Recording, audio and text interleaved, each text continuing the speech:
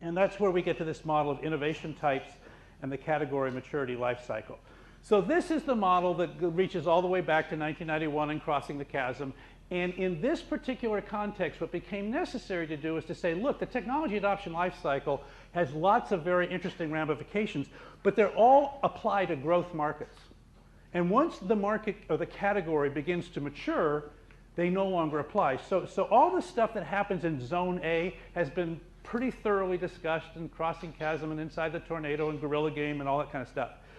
As we move forward in the market, there are these other stages. B turns out to be a great stage. By the way, if you want to get employed and want to have a terrific resume, join companies as they're going from A to B and take credit for the categorical rise of the company during the B phase. Because every company succeeds during the B phase of a category that you can have on your resume. I took my company from $50 million to $200. The fact that it was floating on a rising tide, no, it was my work that did that, okay? So that's B, okay? It's a great time to be in a company. C is the challenging one, particularly for this valley.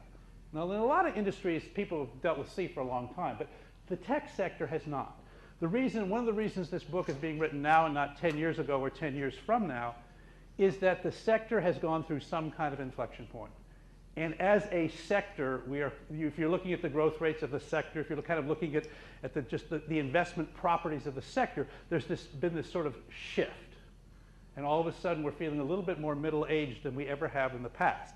That indefinitely elastic middle, which is a middle-aged property, the idea behind that is we are now in a stage of the market where it can go on indefinitely.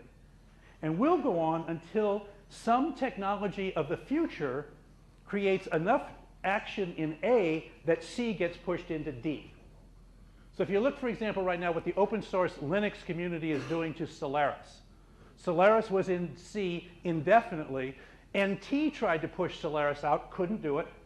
But NT plus Linux is now pushing Solaris into D.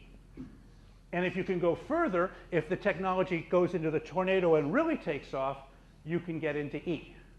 And that's what's happened to Kodak, right?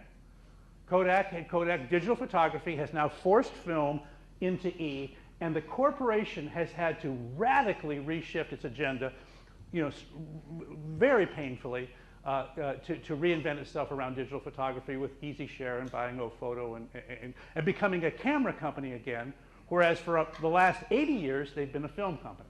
Okay? So huge disruption.